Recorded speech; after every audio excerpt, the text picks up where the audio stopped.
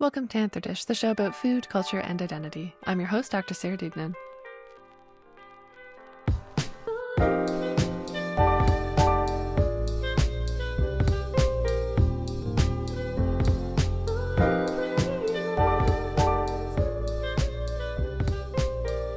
Longtime listeners will know that I'm not always in my element when it comes to fine dining. As someone that grew up well outside the culinary world and in a small town, it can feel inaccessible and intimidating, and coupled with stories from hospitality workers about their experience, it's enough sometimes to bring feelings of pause before engaging with it. So when I heard about the work that chef India Doris is doing with her new restaurant Markette, I was delighted to have the chance to speak with her about it. India is the co-owner and executive chef at Markette, which is a modern European restaurant based in Chelsea, New York, along with the Argyle, a cocktail lounge located directly below the restaurant. This past fall, she was awarded the Young Chef Award at the 2025 Northeast Michelin ceremony.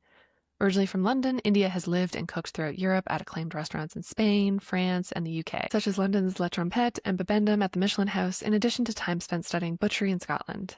Upon settling in New York City over 10 years ago, India worked as a chef de partie at the Nomad before joining the renowned late chef James Kent at his debut restaurant, NYC's Michelin-starred Crown Shy, and later rising to executive sous chef at the sister concept to Michelin-starred Saga. At Markette, India's seasonally rotating menu is heavily inspired by her time spent in Europe and upbringing in the UK, as well as by her Caribbean heritage, showcasing her creative yet timeless point of view. India's accomplished so much in the culinary world, and it's clear in chatting with her that this is just the beginning. In today's conversation, we explore her early days in the culinary world and its lasting influence on how she approaches her work, the ways that she navigates fine dining culture in her Markette menu by infusing autobiographical elements into dishes that reflect Caribbean culture, flavors, and histories, and how she built a sustainable environment for her staff through a respect-first approach to the kitchen. Here's my conversation with India. All right, welcome to the show, India. How are you doing today?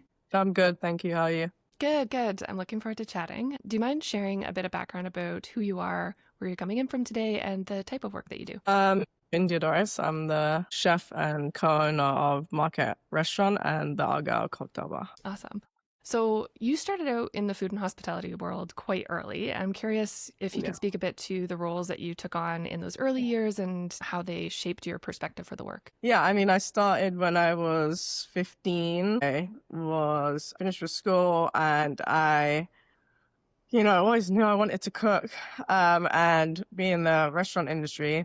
So that was obviously just like a good time to do it while I was finished school and whatnot. And then basically I was like making sandwiches at this spot in London, and I wanted to go into like more intense kitchens. So I went to the back door of to a few alleyways of restaurant kitchens and was asking for work, trying to figure it out. The margins are tight in restaurants, so to have this 15-year-old kid is like, it's like not ideal for some people. They want people with more experience that are older and just know what they're doing. After a few times of trying, I went to this one spot and basically begged the chef for, I asked to speak to the chef, begged the chef for a job. It was like, listen, you don't have to pay me until you feel like I'm doing a good job. Last resort, didn't really know what to do and needed to figure it out. So so they didn't need to pay me until they felt comfortable, and they got me in. And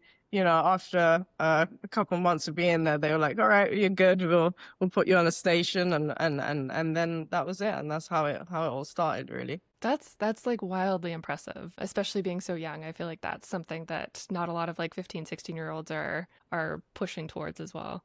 Yeah, I mean, the thing is that, I grew up, we didn't have like a ton of money, a ton of options. I didn't really have the ability to go to culinary school or anything like that. So it was just like, it's just like scratching and clawing my way through it. So, it was kind of the only option if I wanted to see myself get through this industry successfully. Yeah, that makes a lot of sense. And I'm curious too, like as you're climbing up through, because I know you go from that to working in fine dining across Europe. Did you find that was kind of a similar experience of trying to make space for yourself throughout it? Or did it get easier as you like built the skill and the connections and stuff like that? Yeah, it definitely got easier as I got connected with people. I felt like, I kind of went through the route of the chef and their connection. So it was like, got into this restaurant. I got into this restaurant, begged for a job, worked there for about a year.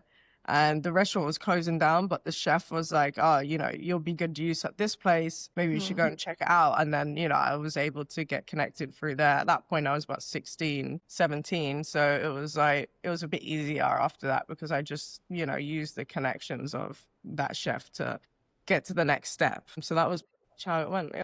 Awesome. And I feel like also from my experience in hospitality, like once you're in and you're getting it and you're in the rhythm, I feel like it just like you've shown that you're able to do it and it's not, having to prove yourself to the same extent. Yeah, for sure. Like you just work your way through it realistically. And like it's all about reputation. Again, with that guy, the head chef Mm, there, he knew me, he knew I could work really hard, and he was like, I think I got a good home for you. And it kind of just helped me awesome. direct into the restaurant industry and meet people and figure it out from there. Nice. That's awesome. Can you speak a bit too about growing up? Because I find like so I'm based in Toronto and like Caribbean food in Toronto is such a huge backbone of like our culinary food scene. So I'm curious if that's a similar experience in the British food landscape in terms of diasporic cooking. Yeah, for sure. It's like it's very embedded. The Caribbean culture in the UK is pretty large. Like with there was the war going on, and like the Windrush era came in and helped rebuild the city. Mm, And my grandma came over to help rebuild and be part of London. So there is a lot of Caribbeans in London. Naturally the food comes with it. So, a lot of restaurants opened up and culture, carnival is a huge part of the London scene. Like we have the carnival two days in a year, the last Sunday, Monday of August. And it's this, and I think people don't know that here in America as yeah, I well. had no idea. It's the second biggest carnival of its kind, apart from Rio. So Wow. it's like it's a huge carnival, and it's massive, and it it definitely started into this huge thing where people from all cultures come and learn about it, and they eat the food, and it kind of just like naturally expands from there. The interest definitely grows from that. So yeah, it was a huge part of especially London life. Yeah, that's interesting because I know like the carnival in Toronto is huge, huge, huge too. So, but I had no idea about the London one either.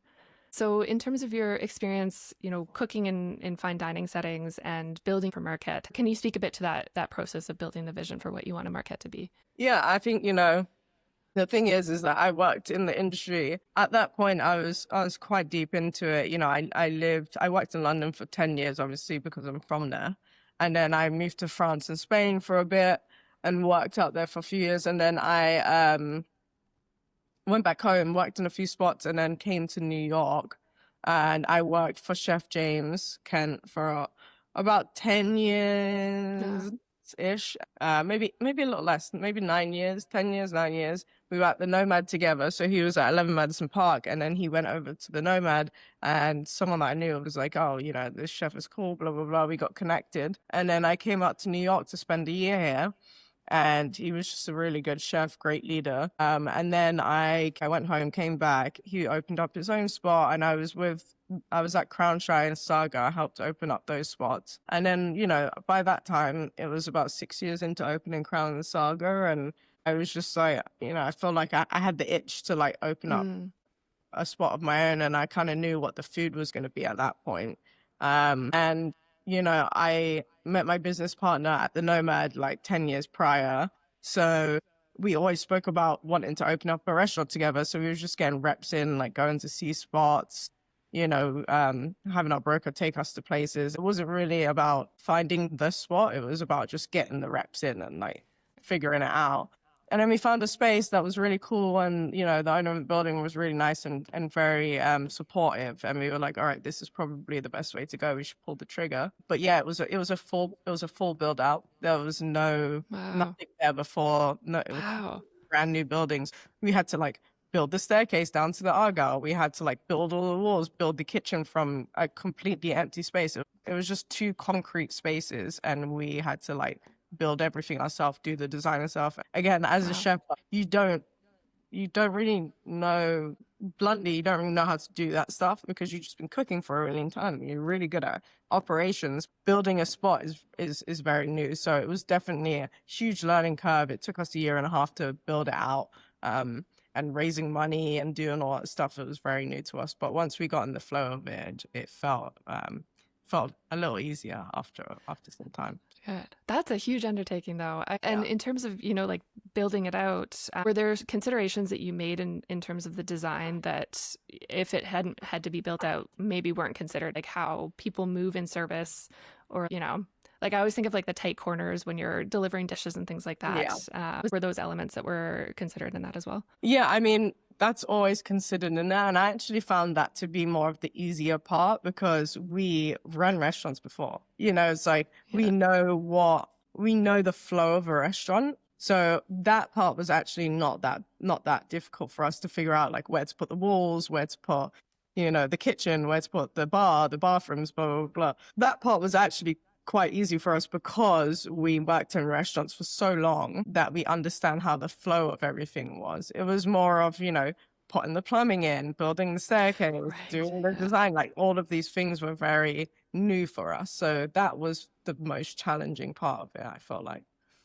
Yeah, yeah. And plumbing in particular, I feel like that's one of those things that's like not really like a sexy component to building a restaurant either, right? It's, you have all these people coming to you for architect design team, you have the construction team, you have all these people coming to you for all these things. So it's definitely interesting and it pulled me out of my comfort zone. And I'm glad I did full construction, full build out because I feel like I would feel more comfortable doing it again. Awesome. And I feel like I mean, if you could speak to it too a little bit, like in terms of how you approach and connect with the restaurant, I feel like that's a very different experience when you know that you're the one that created that entire space. It's not just the menu and the operations as well. Yeah, for sure. It's a great feeling. It's nice to be able to build something from the ground up because it's exactly what you want it to be like. But, there's also like things that are out of your control. Like, like even in the kitchen, I was like, I want to knock this wall down and do this, but like structurally wise, you can't do that. You know what I mean? So it's like, Fair. Yeah. the architect's like, you can't just knock them because it's just how the building's set up. So there are some stuff that are out of your control, but yeah. That's fair. I feel like the permitting too, like all that kind of stuff. I'm not an administrative person by nature, so it's A nightmare, but it takes so much longer than people expect. yeah. So much Yeah. longer. Yeah. So I'm curious to ask you more about building the menu out and the recipe testing process. It seems like from the videos that you've shared through Markette that there's this really great blend of, your personal histories as well as this broader reimagining of European dishes. I'm thinking particularly about like the salt cod fritters and how you were using like a tool from your grandmother. So can you share a bit about that process and how you built that menu out and some of the considerations for it? Yeah. Do you know what? It's like when I was thinking about the menu, there's so many things, there's so many different cuisines that I really enjoy doing. Like Mediterranean food. I love Mediterranean food. I think it's delicious. I'm married to a Greek, so like I eat a lot of Mediterranean food. And, I was working on a food and doing a layout. There's always things like the salt cod I really wanted to do because I just grew up eating salt cod. Like my grandma make egg and saltfish every Saturday with fried dumplings every Saturday for us because she knew it was my favorite. And then, moving to France, they have their own version of salt cod, which is like salt cod brandade. And then Spain, they're big into salt cod. They have so many different variations of salt cod. So it was just like, that was one of the first things I thought about when I was writing the menu. But when it comes to like doing something right in the actual menu itself, for me, I just went back, and then like my heritage and where I grew up and my journey, I always tell people it's like the menu's autobiographical. It's not really one specific thing. It is very influenced. There are a lot of European things in there as well. And I think if people always think, especially for me, moving from London to New York, I think in New York especially, people think about Caribbean food as very traditional Caribbean food. And for me, I grew up eating so much traditional Caribbean food. That's all I ate growing up every single day. So, I didn't want to cook the things that I ate growing up every single day, but I wanted to take the style and the flavor profiles and try something new and a little bit different so that the people that grew up maybe eating similar to I did could enjoy something that's not traditional, but like new and different and, just kind of taking it my own little spin on it and reimagining the way it looks, the way it presents itself, but with similar playful. Oh, I love that. I love the idea of it being like an autobiographical menu too. I don't think I've ever heard that phrased that way before. That's awesome. And it also speaks to just the experience of like for people moving to America and like that immigrant story and that diasporic story, like recipes shift as you move through new places and you have access to new ingredients or like new people are coming in and shaping that too. Hmm. Yeah, for sure. I mean, in London, roast dinners, and I'm sure everyone knows roast dinners on Sundays Oh is like yeah. a very traditional British thing. So like, when I was growing up, because it's such a huge tradition in the UK, it's an old country. There's a lot of traditions. And because because everyone else would be having Sunday roasts, at home or wherever they're going on in the UK. In my family, we would have Sunday roast, but instead of like roast chicken, roast beef or pork or whatever, we would have like jerk chicken, oxtail, and we'll still have the roast potatoes and the gravy and the Yorkshire puddings and all the trimmings that come with it. But yeah, we would just do things a little bit differently. When I explain to people the style of food, for me, that's like a core memory, a core stabilized thing that I always base the food off of is like, I would have these, more traditional dishes, but just how my Caribbean family would prefer to eat it. So, and I think a lot of cultures do that, Yeah, definitely. It's interesting you say that because my husband's Cuban, so we have like a jerk chicken dinner on Sundays as well. And I grew up in a very Irish, like dry beef and potato family, and it's a nice shift to kind of Yeah. like expand it. Yeah.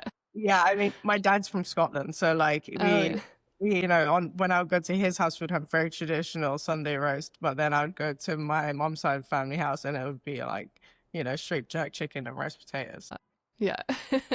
And it's nice to see that reflected in like fine dining menus too, I think, because I think it speaks to a lot more experiences than traditional idea of fine dining necessarily thinks sometimes as well.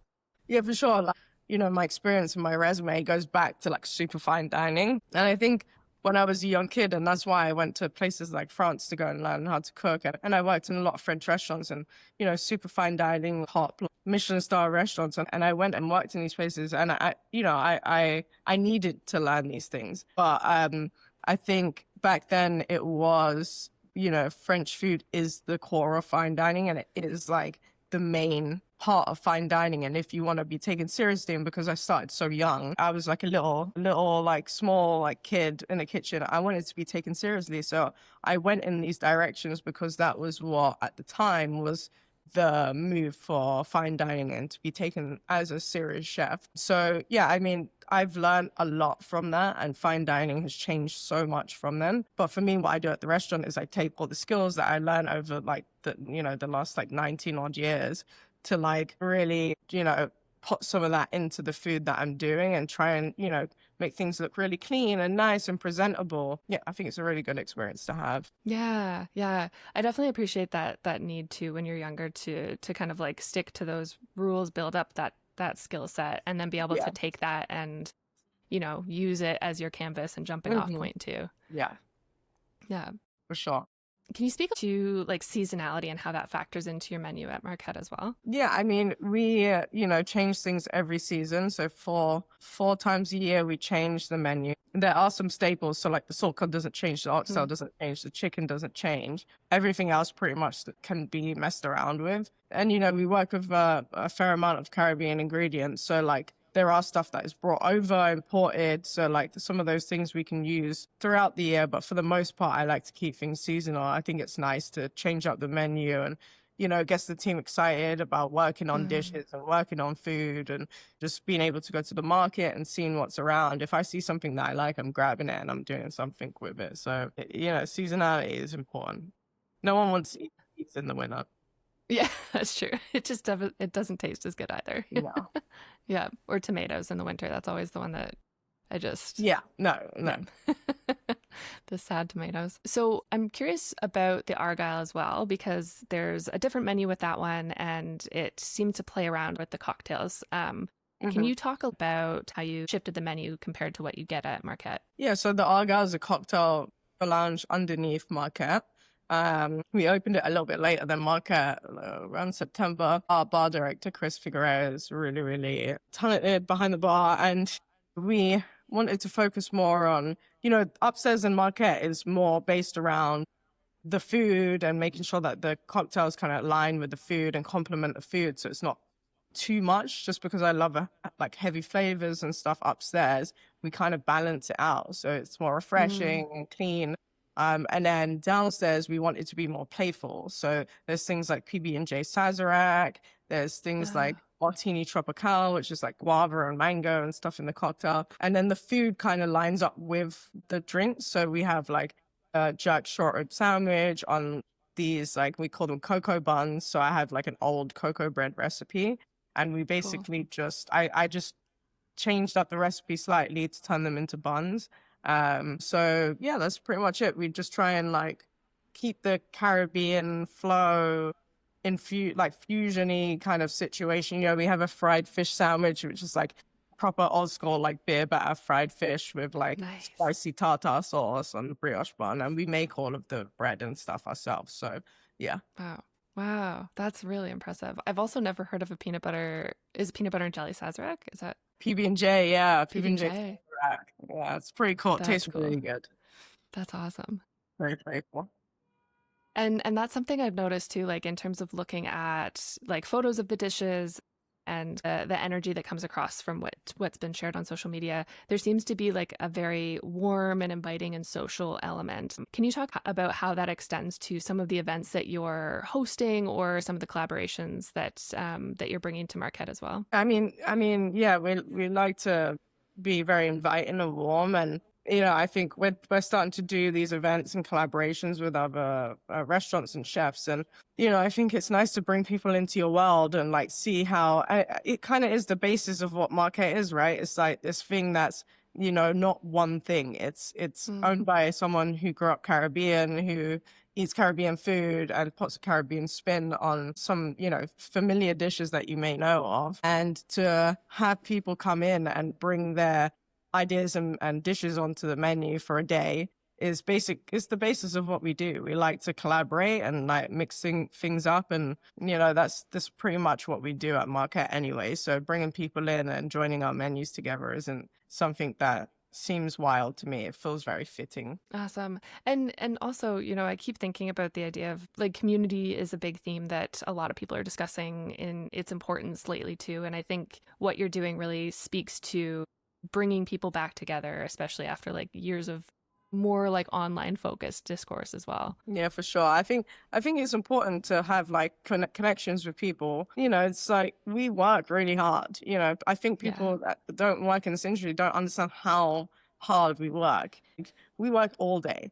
Like I'm working at like 8, 9 in the morning, and I get home at midnight. So it's like Yeah. we put a lot of effort into it. All of my chefs work so much. They put so much effort into everything they do. So I think it's nice to bring people, other chefs, other restaurants into the space and just like have conversations with people and like connect with people. I think it's a really nice way to keep the community like tight, you know? Yeah, yeah, definitely. And, you know, I know that you just got that huge honor of the Michelin Young Chef Award. Can you speak a bit to that experience and kind of how that shapes your leadership approach at Marquette as well? Yeah, I mean, it was a huge honor. You know, we only been open for about 4 months at that point. So it's just, Wow. I thought one of my restaurant friends, maybe playing a little prank on me or something. So I didn't know. So I was like, you know, where is it? What's happening? Blah, blah, blah. And I found out it was real. So, you know, really even be invited, let alone get this award. So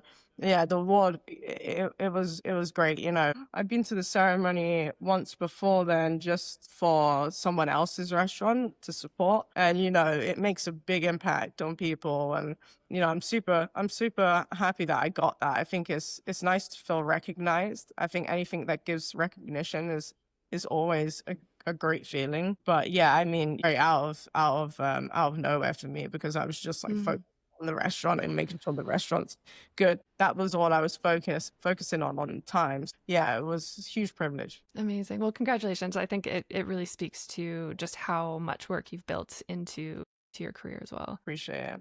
Yeah. And In terms of your staff and the team that you're working with at Markette, can you talk a bit about how you work together and how you approach that? Because I feel like you're bringing an energy into it that seems a lot more inviting and less typical fine dining kind of, angry chef vibes. Yeah, for sure. I mean, don't get me wrong, like the kitchen is crazy. Restaurants are crazy. Yeah. It's like there's so much to do. There's not enough time in the day. It's high intense. There's a lot of attention to detail. There's high standards. There's so much that goes behind it. And, I worked in so many kitchens where it was like screaming and shouting and, just awful. 18-hour shifts a day, 6 days a week. I did that for a very long time, and it does something to you. It's like, you end up being part of what's wrong with the industry. And then I came to New York and I worked with Chef James Kent for a long time. And he, even when I first started working with him, he was like, we don't do that here. You need to adjust to blah, blah, blah, blah. And he taught me how to be a proper leader and to lead with respect instead of fear. And I think that's what's important. And I really had to work on myself and work on being a better person, a better leader. And, working for someone through fear, it's not nice. No one wants to stay there. No one wants to work with you. They'll do their year and they'll leave, and that's not what I want. I want to build a community of people. And I think he really taught me that. And I saw that people respected him as opposed to being scared of him. And, I had so much respect for him. I wanted the same for myself when I opened this restaurant. I wanted people to respect me because of what I do and me being supportive of them and respecting them too. So I worked on myself when I worked with him. And as soon as I said I was opening this restaurant, there was a good handful of people that were like, when do we start? Awesome. Yeah. I think that's important. Like when you're in the kitchen, think about if you're going to open a restaurant tomorrow, who are the people who are going to go with you? Who's going to leave and go with you? And if you think, oh my God, no one's going to, then you have work to do. It's like, it's an important factor. And like, we have to change the way the industry is. And don't get me wrong, there are times of intensity. There are times where we're like, we got to go. Like there are times that are like that. But we also look after each other. We care about each other, and like we have to have respect and for each other. It's just the only way. The food's going to come out nicer. The environment's going to. More people are going to work with you. You'll have more talent around you, and they invest in me, and I invest in them. I love that. Yeah, and that's the thing, right? It's like even if things start to go a little chaotic, there's that trust, and that makes a huge difference in creating like a sustainable environment for people. Yeah, it's not like she's kicking off again, like it is what it is, and they're just like, whatever. Yeah.